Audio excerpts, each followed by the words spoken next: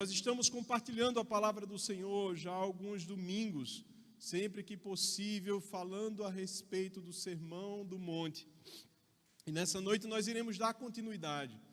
E nós iremos falar a respeito do julgamento que pertence a Deus, baseado no Evangelho segundo escreveu Mateus, no capítulo 7. Você que está em casa pode nos acompanhar também. Na tela vai aparecer o texto da palavra do Senhor Jesus. Amém? Mesmo sentados, vamos ler do versículo 1 ao versículo 12. Diz assim a palavra do Senhor: Não julgueis para que não sejais julgados, pois com o juízo com que julgardes sereis julgados, e com a medida com que tiverdes medido vos medirão a vós. Porque reparas no cisco que está no olho do teu irmão, mas não percebes a trave que está no teu? Ou como dirás a teu irmão, deixa-me tirar o cisco do teu olho, estando uma trave no teu? Hipócrita, tira primeiro a trave do teu olho, e então verás claramente para tirar o cisco do olho do seu irmão. Não deis aos cães as coisas santas, nem lanceis aos porcos as vossas pérolas, para que não as pisem com os pés, e voltando-se, vos estraçalhem. Pedi e vos será dado, buscai e encontrareis, batei e a porta vos será aberta, pois aquele que pede recebe, o que busca encontra, e ao que bate se abre. Qual dentre vós é o homem que, se o filho lhe pedir pão, lhe dará uma pedra? Ou, pedindo-lhe peixe, lhe dará uma cobra? Ora, se vós, sendo maus, sabeis dar boas coisas aos vossos filhos, quanto mais vosso Pai, que está nos céus, dará boas coisas aos que lhe pedirem. Portanto, tudo o que vós quereis que os homens vos façam, fazei-o vós também a eles, pois esta é a lei e os profetas. Amém? Vamos orar mais uma vez? Pai Santo, muito obrigado pela Tua palavra. Senhor, fala aos corações dos que estão aqui, dos que nos acompanham através dessa transmissão, em nome de Jesus. Amém. Amém. Meus amados, nós já estamos na 7ª ministração a respeito do Sermão do Monte. Nós vemos, cada vez que nós escutamos, temos essa confirmação e essa constatação que, de fato, este é o maior, o mais conhecido, menos entendido, menos obedecido dos ensinamentos do Senhor Jesus. Vários ensinamentos ele fala ao monte, aos seus discípulos e àqueles que estão seguindo ao Senhor Jesus Cristo. Nessa noite, como já foi falado, nós iremos ministrar a respeito do julgamento que pertence a Deus. E na semana retrasada, 15 dias atrás, a diaconisa Natália esteve ministrando sobre a não andar ansioso. É algo quase que impossível, humanamente falando, não estar ansioso, não estar preocupado, não andar preocupado com aquilo que ainda não aconteceu, aquilo que não está sob os nossos controles. E nós aprendemos que a ansiedade advém de onde depositamos os tesouros do nosso coração. Se nós depositamos nos céus ou se nós depositamos na terra. Quando nós depositamos os nossos corações na terra, os nossos corações ficam preocupados e ficam ansiosos pelo que ainda não aconteceu. E essa expressão usada por Jesus, esses tesouros, disputam um lugar de importância em nossos corações, onde ele vai usar a palavra de servidão ou de senhorio. Aonde nós colocamos esses tesouros, nós nos tornamos então os seus servos. Servos das coisas eternas ou servos das coisas terrenas, efêmeras e passageiras. Aonde está o nosso coração? Aí também está o vosso tesouro. Aonde está o seu coração? Para ali você também irá seguir. É aonde o seu coração está, em que você dedica tempo, preocupações, planejamento, e é isso que foi ministrado na semana passada. Os que se afadigam em busca de tesouros terrenos, eles se tornam seus servos e escravos. Em contrapartida, aqueles que depositam os seus corações nos céus, se tornarão servos do Senhor Jesus, afastados dessas preocupações, daquelas ansiedades que muitas vezes turbam os nossos corações e que nos deixam preocupados e muitas vezes sem conseguir dormir, porque nós estamos preocupados com aquilo que ainda não aconteceu.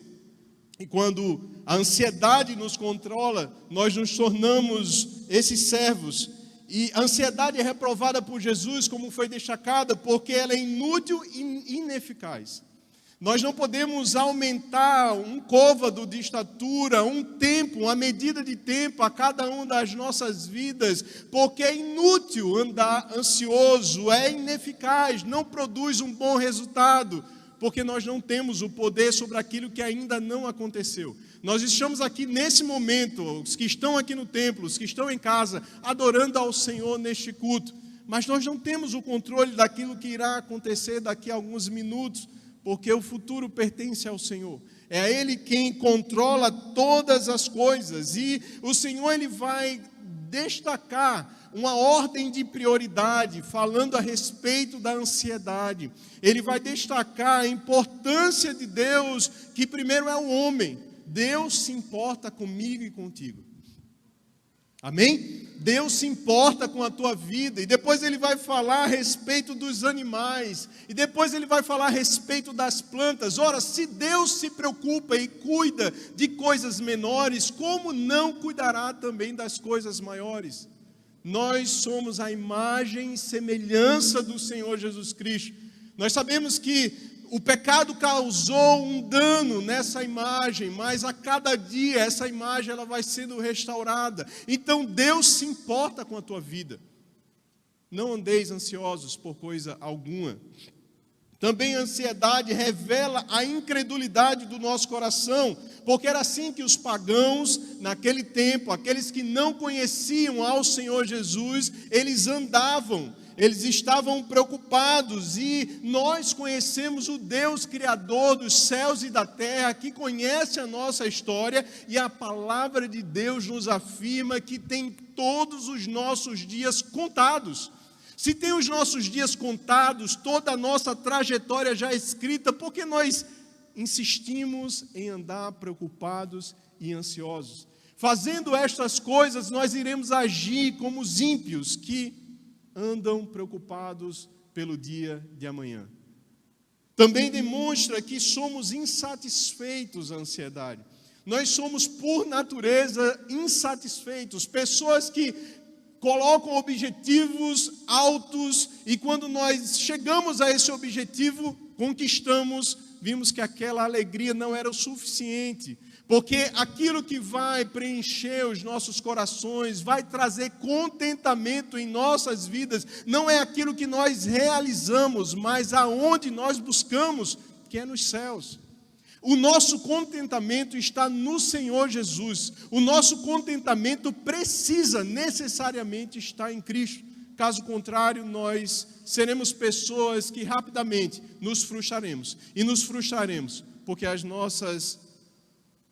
nossos projetos e os nossos sonhos estão em coisas, e coisas passam, e projetos e planos se realizam, e novamente nós precisamos ter novos sonhos. Demonstra a nossa insatisfação. E a resposta de Deus para cada um desses pontos que foi destacado pela diaconisa Natália: buscai em primeiro lugar, o reino dos céus e a sua justiça. E todas essas coisas vos serão acrescentadas. Todas essas coisas o quê? Todas essas coisas, o que comer, o que vestir, o que beber, todas essas coisas que estão sendo discorridas no Sermão do Monte.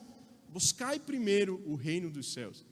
O problema é que quando nós invertemos essa ordem e buscamos outras coisas, querendo saciar o vazio do nosso ser, ou preencher os nossos dias, nós iremos inevitavelmente andar ansiosos. E eu não sei se a igreja passa por isso, aqueles que nos acompanham de casa, por ansiedade, possivelmente sim. Quantos cristãos nesse momento, nesse período de pandemia, têm andado ansioso, preocupado, têm andado realmente abatido pelo que está acontecendo, e não é para menos. Motivo esses que nós precisamos apresentar diante do Senhor para que, segundo a sua vontade e o seu querer, aplaque a sua ira contra a humanidade, perdoe os nossos pecados e nos dê um novo tempo. Nós ansiamos por isso, claro que sim. Mas aonde está a nossa confiança? A nossa confiança necessariamente precisa estar fundamentada na rocha que é Cristo. Nós precisamos estar depositando as nossas expectativas, os nossos sonhos e os nossos projetos em Cristo. E assim como o Senhor Jesus orou, faça conforme a tua vontade. Esses são os meus, porque o planejar pertence ao homem, mas o executar pertence a Cristo. Nós estamos nas mãos do Senhor. Se você crê nisso, nós precisamos orar para que essas questões não venham nos atormentar, tirar a nossa paz e a nossa alegria, porque nós somos do Senhor, nós pertencemos ao Senhor. E agora no capítulo 7, nós iremos falar sobre esse julgamento, o julgamento de Deus, um tema também muito sensível. Um tema sensível, porque é interessante, a passagem que nós lemos parece não ter muita conexão uma com a outra, se nós tirarmos do esboço do Sermão do Monte. Mas, necessariamente, nós precisamos resgatar alguns conceitos, pensar sobre aquilo que o Senhor Jesus está ensinando ao longo desses ensinamentos, dessas ministrações. Compreender essa justiça do reino não deveria produzir em cada um de nós um espírito de julgamento sem misericórdia. Um espírito de julgamento onde olha para o que está debilitado na fé, enfraquecido na fé ou em pecado e simplesmente aponta. Porque compreender o Sermão do Monte implica dizer que você foi alcançado por essa misericórdia. Logo, se você foi alcançado por essa misericórdia, como que você está agindo, se conduzindo e se comportando como pessoas que não foram perdoadas por Deus? Os homens, eles precisam ser ajudados de verdade a ver a verdadeira justiça de Deus.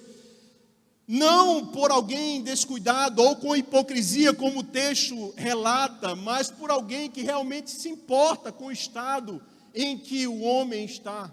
A situação em que passa. Não foi assim que o Senhor Jesus fez conosco. Enquanto nós estávamos presos aos nossos pecados, o Senhor olhou para nós com um olhar de amor, com um olhar de perdão. Ele olhou para nós e nos deu uma nova chance, reescreveu a nossa trajetória, algo que era impossível aos nossos olhos, porque Ele não nos condenou. Ele não olhou para nós e disse, não tem jeito para você. Pelo contrário, Ele disse, eu tenho uma nova vida para você, nova criatura é. As coisas velhas já passaram, eis que tudo se fez novo. Então Deus, Ele não olha para nós, para as nossas debilidades e nos aponta, pelo contrário, Ele usa de compaixão, Ele usa de misericórdia. E o primeiro ponto que eu quero destacar nessa noite, é implícito ao tema desta reflexão, é que eu preciso não julgar, tão simples quanto. Eu preciso não julgar. Versículo 1, não julgueis para que não sejais julgados.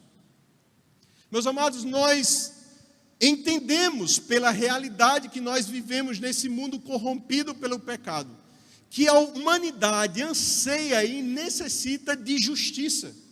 Nós precisamos ver a justiça sendo aplicada por tanta impunidade, por tanta maldade sendo praticada, por tanta imoralidade. Nós ansiamos por ver essa resposta das autoridades instituídas por Deus. Nós queremos ver a punição daqueles que cometem furtos, roubos, assassinatos e tantas outras coisas vis. Nós precisamos, nós queremos ver, nós queremos enxergar que aquela atitude que é condenável tem uma resposta de uma autoridade. E quem julga uma causa traz consigo um grande poder, o poder de condenar ou de absolver alguém, o poder de colocar alguém atrás das grades ou de cumprir determinada sentença, ou de então simplesmente reafirmar, não, este homem ou esta mulher não tem nenhuma culpa diante dos fatos apresentados. Tudo já foi verificado, você não está condenado, você está livre. Então traz uma grande responsabilidade.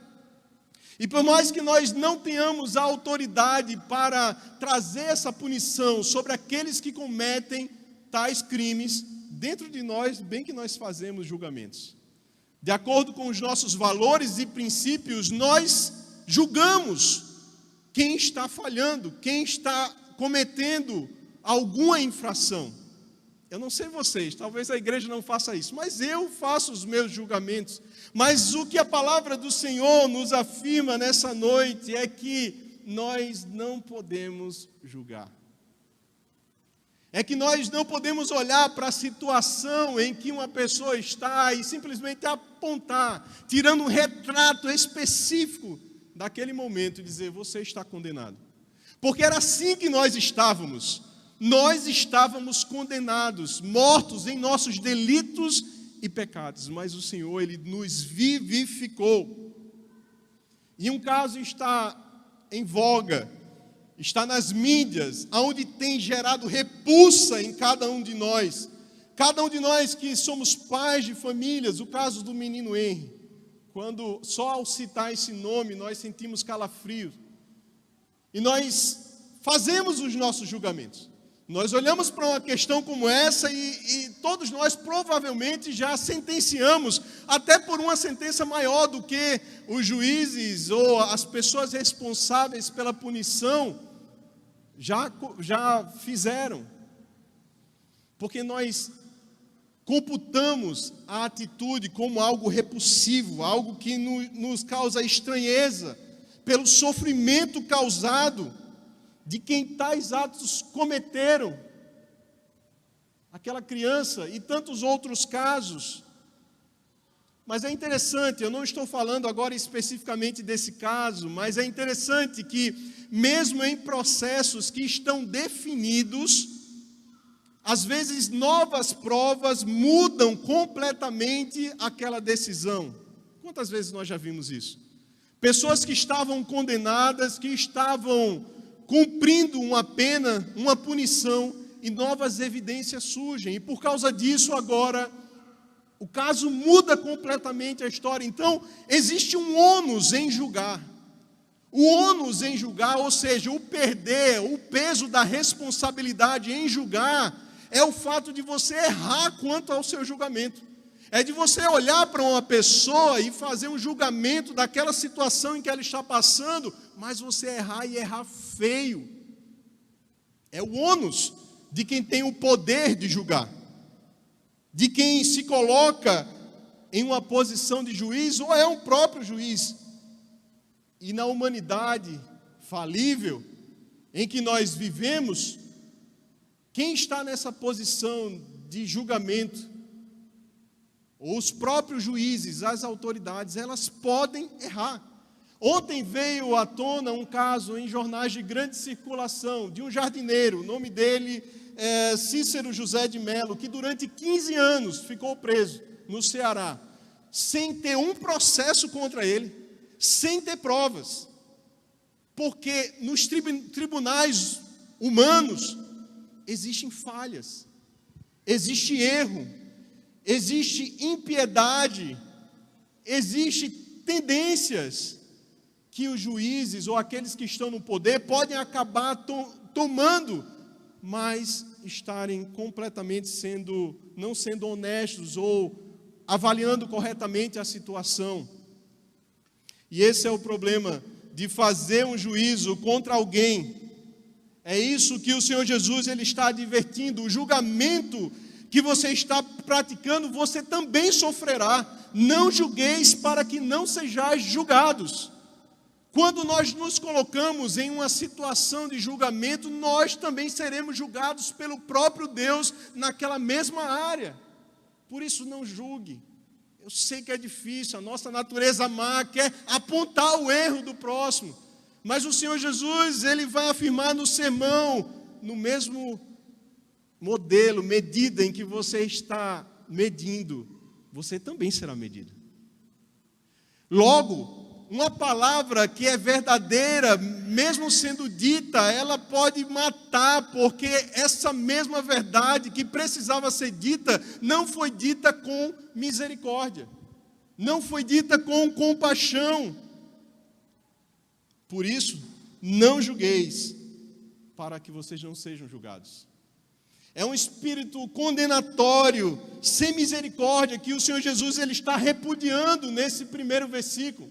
Ele está repudiando porque nós fomos alcançados por essa misericórdia. Está repudiando porque no meio de tantas passagens aqui do Sermão do Monte, ele chama os fariseus de hipócritas. E nessa mesma passagem, no versículo 5, ele vai afirmar a respeito disso. Quantas vezes nós somos hipócritas? Porque nós estamos olhando para uma situação de deficiência, de pecado e de falha do nosso irmão. E nós estamos julgando sem dó e sem piedade. Estamos apontando o dedo como se nós não passássemos ou não fôssemos tentados pelas mesmas situações. E na passagem que é paralela, falando do Sermão do Monte, em Lucas, capítulo 6, versículo 36, o que antecede esse versículo é: sede misericordiosos, como também é misericordioso o vosso Pai. Dura esta palavra. Porque muitas vezes, ou na maioria das vezes, nós não usamos de misericórdia, mas nós somos rápidos em julgar. A justiça do homem, ela é falha, como eu acabei de citar um exemplo, mas a justiça de Deus não. Em Malaquias 4:2, ele é chamado do sol da justiça. É isso que ele nos ordena em Mateus 6:33, a parte A: mas buscai primeiro o reino de Deus e a sua justiça. Em Romanos, capítulo 12, versículo 2, vai falar que, 14, perdão, versículo 17, o reino de Deus não é comida nem bebida, mas é justiça, paz e alegria. Era necessário haver uma justiça. Essa justiça da parte de Deus, derramada sobre o seu Filho, que assumiu o nosso lugar de culpa, para que houvesse paz. Uma paz que nós não poderíamos experimentar, mas que proporcionou a reconciliação com o Pai. Tendo paz com Deus, nós podemos viver alegres. A alegria é fruto do Espírito. Paz também é fruto do Espírito. Nós podemos desfrutar desse reino de Deus, que não se compara às coisas passageiras, conforme o apóstolo Paulo, na carta aos Romanos, capítulo 14, versículo 17, afirma: não é comida nem é bebida, mas justiça, paz e alegria. Ainda o apóstolo Paulo vai afirmar, na segunda carta aos Coríntios, capítulo 5, versículo 21, aquele que não conheceu o pecado, ele o fez pecado por nós, para que nele fôssemos feitos justiça de Deus. E é por isso que nós precisamos usar de misericórdia e não entrar em um julgamento para com aqueles que estão em alguma deficiência. Porque nós fomos alcançados, nós éramos esses condenados, mas contra nós, os escritos de dívidas que existiam contra as nossas vidas foi cravado na cruz do Calvário. E agora nós precisamos nos dirigir ao próximo com misericórdia. Nós precisamos olhar para a situação e ver: sim, Senhor, a Tua palavra fala, não julgueis, para que eu também não seja julgado. Meus amados, há não muito tempo atrás, alguns meses ainda, acho que no final do ano passado, eu agi loucamente e proferi julgamentos a respeito de uma pessoa, da qual eu já pedi perdão a Deus e a pessoa, e eu entendo que eu recebi perdão da parte do Senhor. Mas causa uma tristeza, porque o julgamento, uma palavra proferida, um tempo perdido, e como dizem, uma flecha lançada, não pode voltar atrás. Quando você profere um julgamento contra alguém, você pode levar também a morte para aquela pessoa. Pode levar uma tristeza para aquela pessoa e que ela desanime na fé, inclusive. Por isso, a advertência do Senhor Jesus no início desse capítulo: não julguem. Deixem o julgamento comigo. O julgamento pertence ao Senhor. Ele que sonda e pesa os corações e sabe o porquê de tal pessoa estar naquela situação. Pelo contrário, vamos apresentar diante de Deus. Por que eu não fiz isso ao invés de apontar? Por que você não fez isso naquela ocasião em que você apontou? Porque invariavelmente, em algum momento da sua vida, você acusou alguém. E o Senhor Jesus nos chama a atenção: não julgueis, porque vocês serão julgados. Não julgueis, porque vocês serão medidos por essa mesma medida sem piedade, sem misericórdia que vocês estão praticando. Essa advertência é apenas a face oposta da sua promessa anterior, em Mateus 5,7. Os que mostram misericórdia receberão misericórdia, e aqueles que perdoam serão perdoados. Mateus 6,12. Portanto, aqueles que condenam sem misericórdia podem esperar o mesmo tratamento das mãos de Deus, conforme está escrito em Tiago, capítulo 4, versículos 11 e 12. Diz assim a palavra de Deus: irmãos, não faleis mal um dos outros. Quem fala mal de um irmão ou julga a seu irmão, fala mal da lei e julga a lei. Ora, se julgas a lei, não és observador da lei, mas juiz. Há um só legislador e juiz, aquele que pode salvar e destruir. Tu, porém, quem és que julgas o próximo? Quem somos nós que nos colocamos na posição de alguém sem falhas, que nos colocamos na posição de juiz para apontar as falhas do nosso irmão? Meus amados, nós estamos na mesma caminhada de santificação. Nós precisamos uns dos outros. Os dons que o Senhor entrega para a sua igreja é para a edificação uns dos outros. Por que existe tanta divisão no meio do povo de Deus? É porque nós não entendemos isso. Nós entramos em um sistema de competição, de apontar quem faz mais e quem faz menos. E quando alguém falha, eu não falei? Quando nós deveríamos estar intercedendo. Quando nós deveríamos estar usando de misericórdia, nós estamos apontando. Essa é a primeira advertência. Preciso não julgar. Eu tenho que tomar essa premissa em minha vida. Eu não posso apontar o meu dedo para quem está em falha, em pecado, ou que cometeu o mais terrível crime. Porque o julgar não pertence a mim, pertence a Deus, que sonda os corações. E que sabe que no silêncio, aonde muitas pessoas não estão vendo os nossos pecados, aonde um dia haverá um tribunal que irá julgar, 2 Coríntios capítulo 5, versículo 10, aonde todos irão se apresentar desse tribunal.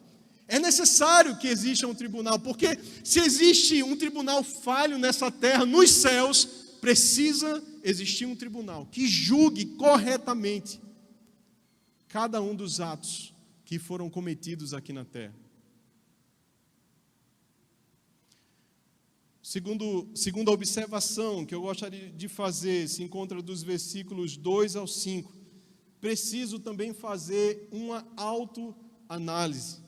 Diz assim a palavra de Deus: pois com o juízo com que julgardes, sereis julgados, e com a medida com que tiverdes medido, vos medirão a vós.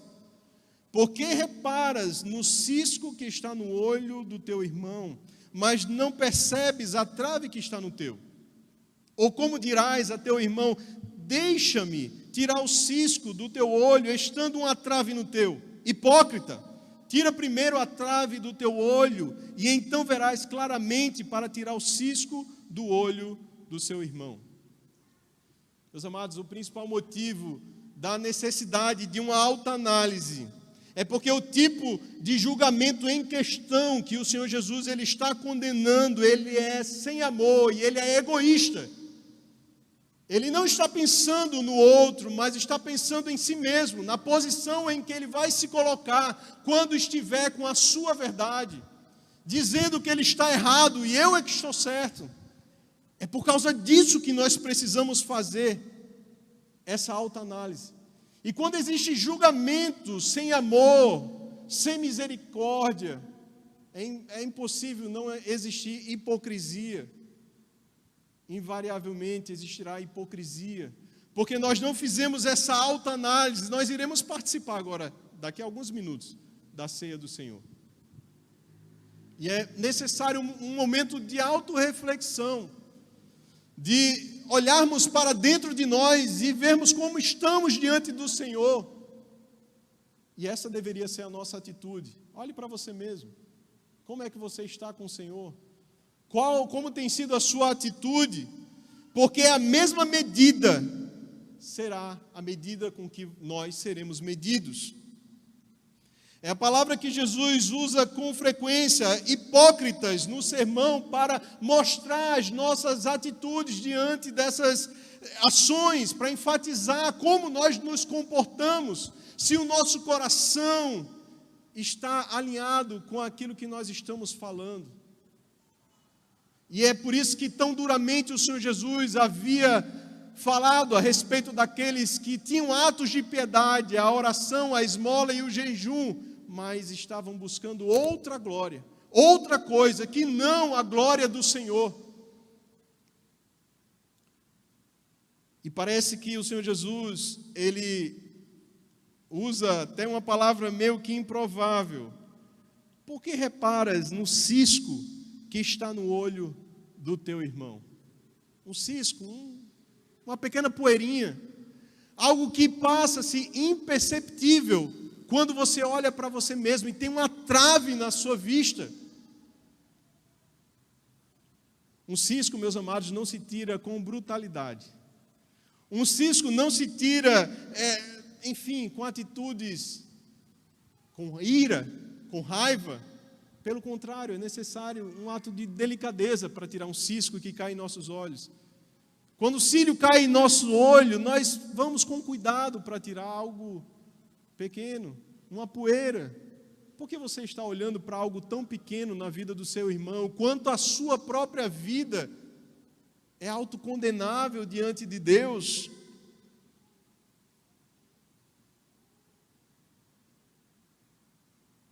Espiritualmente falando, existem muitos cegos que querem guiar outros cegos. Nós muitas vezes queremos, inclusive, impor a verdade do Evangelho àqueles a quem nós estamos evangelizando, achando que é pela imposição, pela nossa força que nós iremos convencer, quando nós esquecemos que, inclusive, o anúncio do Evangelho é totalmente dependente do Espírito Santo. Não são as minhas palavras quem irão convencer o que está em pecado, que está distante do Senhor Jesus Cristo. Pelo contrário, é a dependência do Espírito Santo ao alcançar o coração do que está perdido. Jesus afirmou em Mateus 15, quando os fariseus e mestres da lei vieram e se aproximaram e apresentaram a transgressão que os seus discípulos haviam cometido. A transgressão era contra a tradição dos anciãos, que estava assumindo a mesma posição e autoridade das sagradas escrituras. Por que vocês estão preocupados com o que é externo, quando eu me preocupo quando o que é interno? Vocês estão preocupados se eles lavam as mãos antes de comer? Eu estou preocupado com o coração. E o Senhor, Ele se preocupa com os nossos corações. Com quem nós somos. Não aquilo que nós aparentamos ser, mas quem realmente nós somos. À medida em que nós estamos em uma posição de evidência, aquilo que as pessoas enxergam em nós, não necessariamente é o que nós somos. Nós muitas vezes nos acostumamos com o passar do tempo com aquilo que nós fazemos. E é por isso que nós precisamos apresentar a Deus uma verdadeira adoração, de um coração quebrantado e contrito diante do Senhor, porque o Senhor está preocupado com o seu interior, mais do que com aquilo que você faz.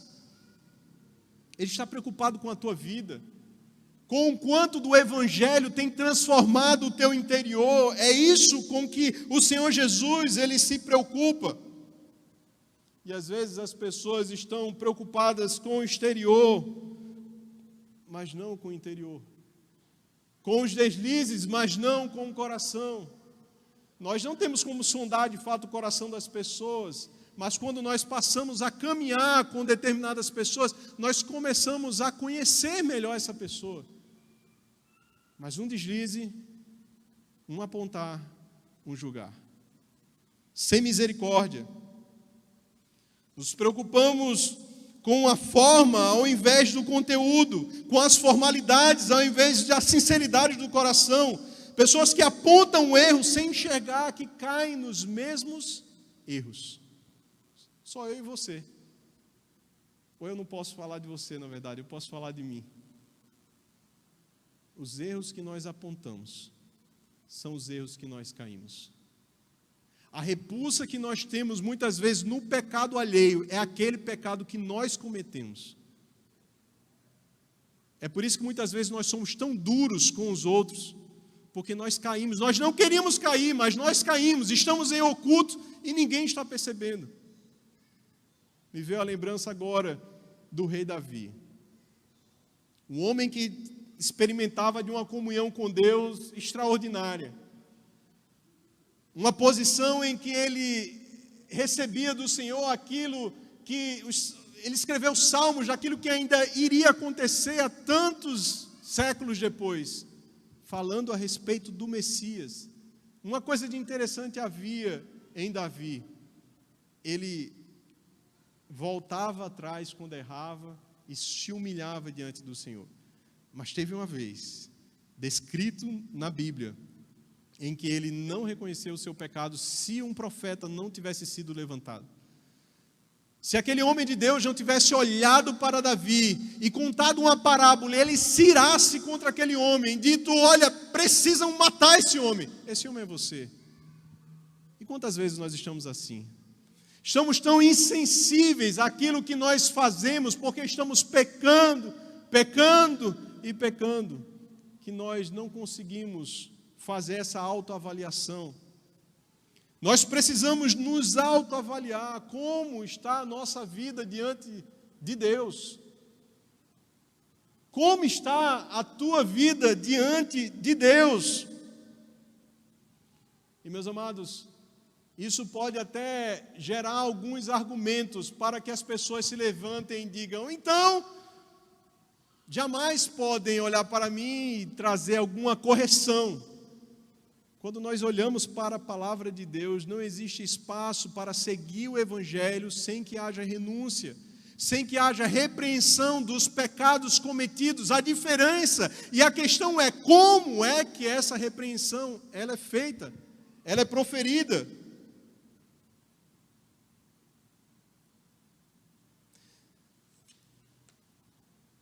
Nós precisamos nos lembrar da postura do nosso irmão, o Senhor Jesus Cristo, nosso irmão mais velho. João 3,17, Deus ele envia o seu Filho não para condenar. Ele não envia para julgar, mas para que o mundo fosse salvo por ele.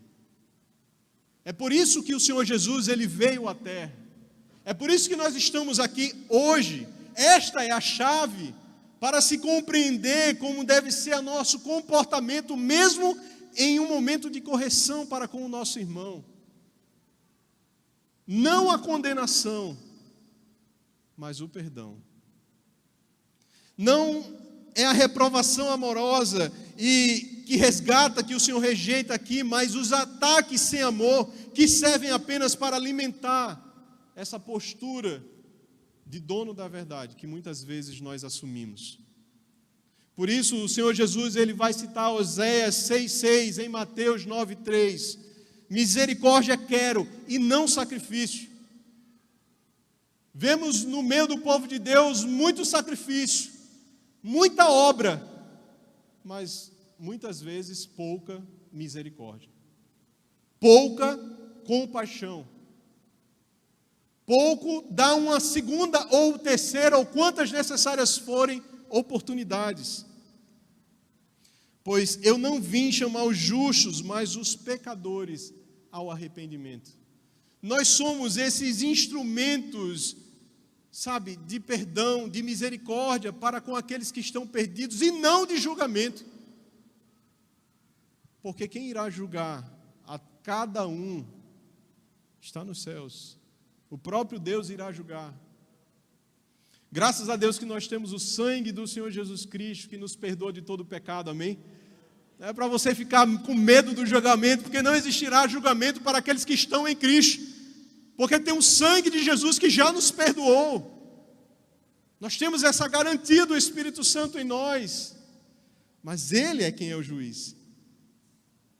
Nós precisamos de fato corrigir, precisamos, mas com misericórdia. Não podemos tolerar o pecado, não podemos. Mas precisamos lembrar de onde o Senhor Ele nos tirou. Nós estávamos presos nesses pecados. Se lembre um pouquinho de onde você estava e de onde Ele te firmou agora. Você estava aprisionado, eu estava aprisionado, e nós fomos livres, libertos, redimidos. E mesmo um cristão regenerado, ele precisa ser corrigido, conforme Tessalonicenses, 1 Tessalonicenses 5,14. Mas precisa ser como está escrito em Gálatas 6, versículo 1. Irmãos, se alguém for surpreendido em alguma ofensa, vós que sois espirituais, corrigia o tal com espírito de mansidão. Mas olha para ti mesmo, para que não sejas também tentado. Quando eu estava digitando esse versículo, o que me veio à mente é que o que me falta é essa parte, vós que sois espirituais. Porque a mansidão também é fruto do Espírito, mas é o que está se faltando evidenciar em nossas vidas, em circunstâncias como essas. Como nós não fazemos essa autoanálise, logo nós nos colocamos em uma posição de superiores e donos da verdade. Como você quer tirar um cisco se tem uma trave no teu olho? Hipócrita, Tarsis, hipócrita, todas as vezes que eu ajo assim. Que Deus tenha misericórdia das nossas vidas.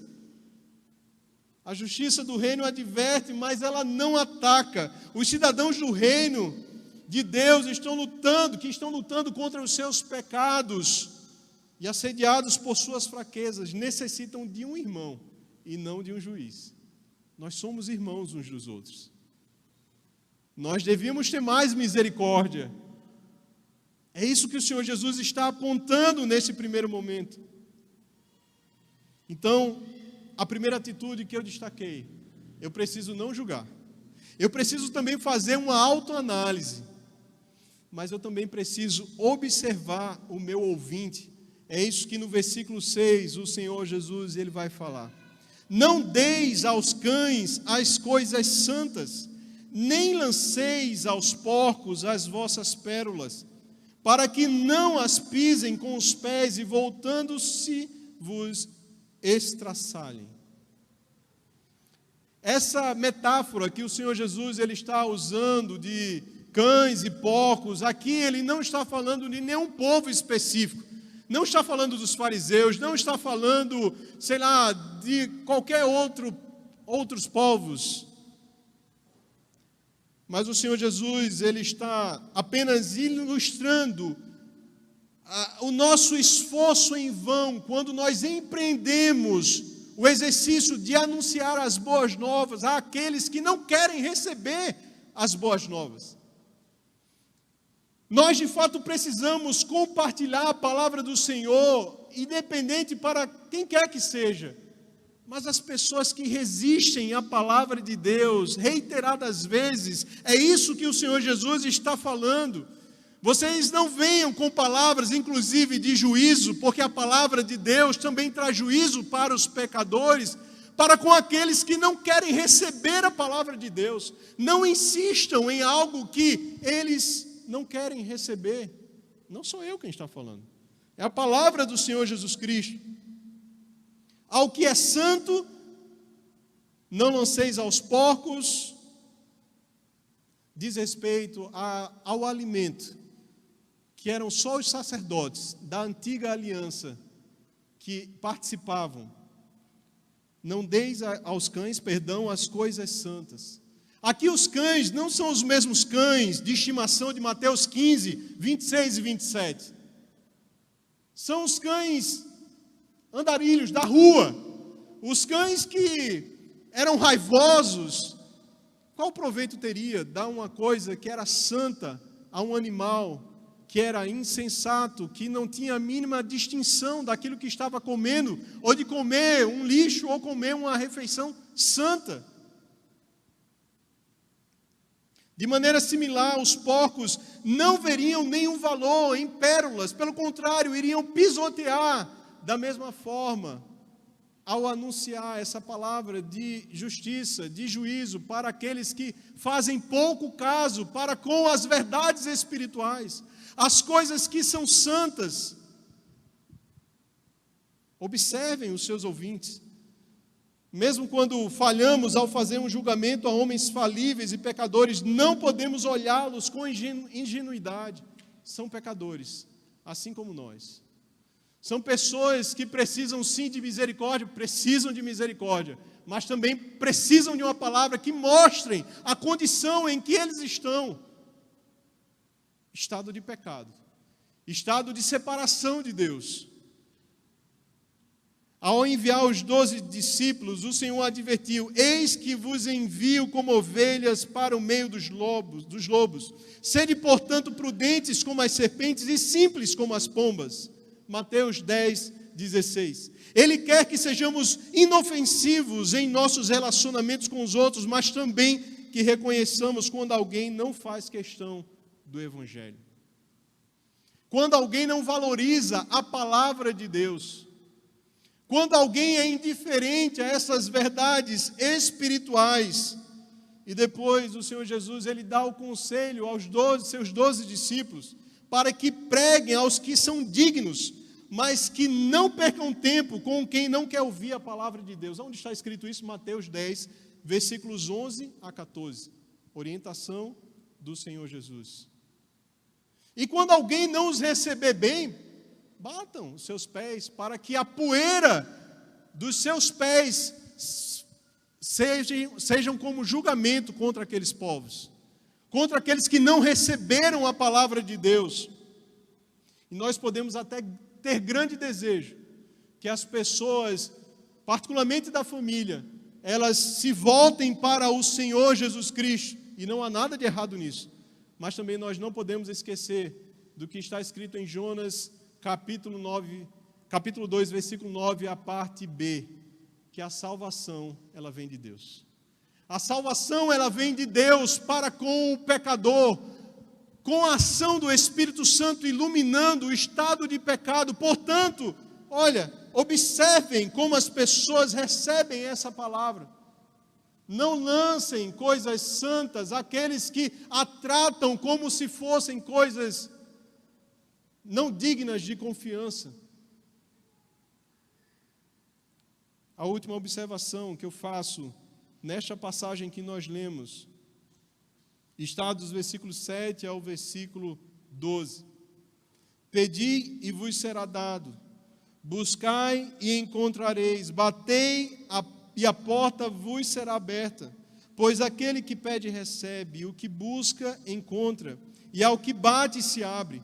Qual dentre vós é o homem que, se o filho lhe pedir pão, lhe dará uma pedra?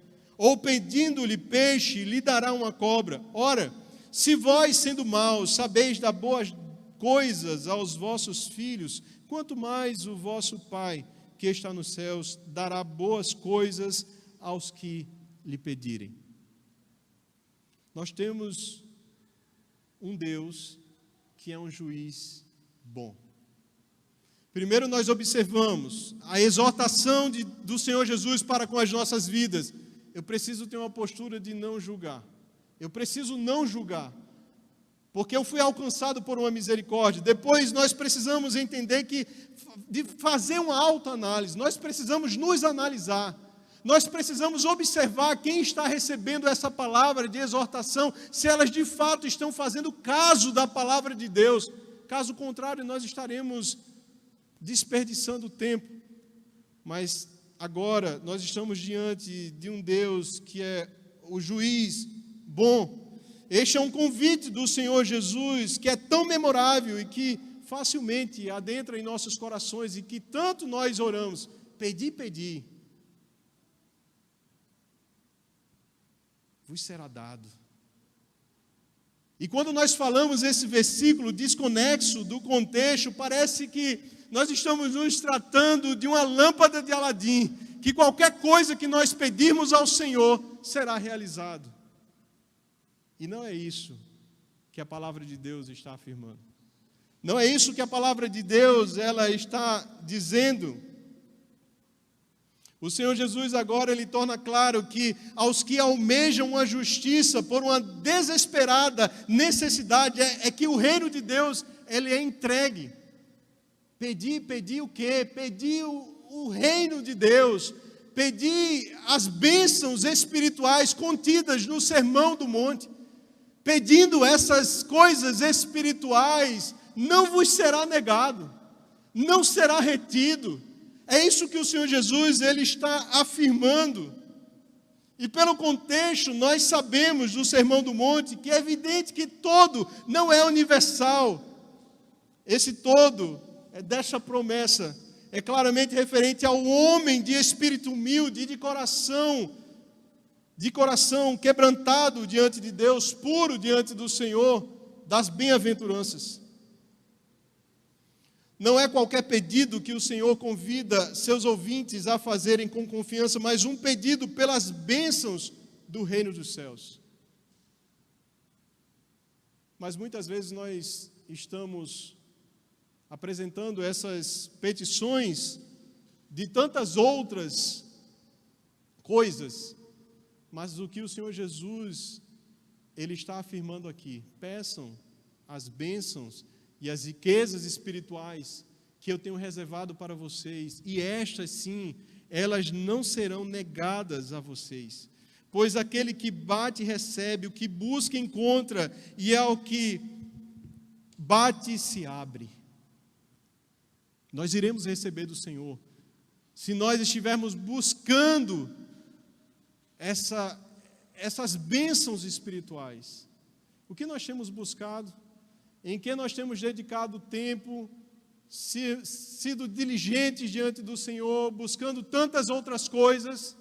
O Senhor Jesus ele está nos advertindo: olha, essas bem-aventuranças, essas bênçãos que eu tenho para vocês, não serão negadas se vocês buscarem, se vocês insistirem diante de mim.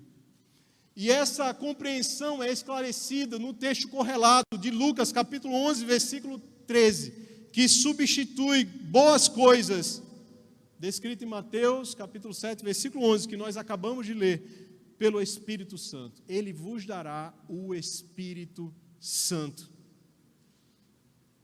Se vocês pedirem, no Espírito Santo estão contidas todas as bênçãos. A vida que vocês necessitam é no Espírito Santo de Deus. Aleluias.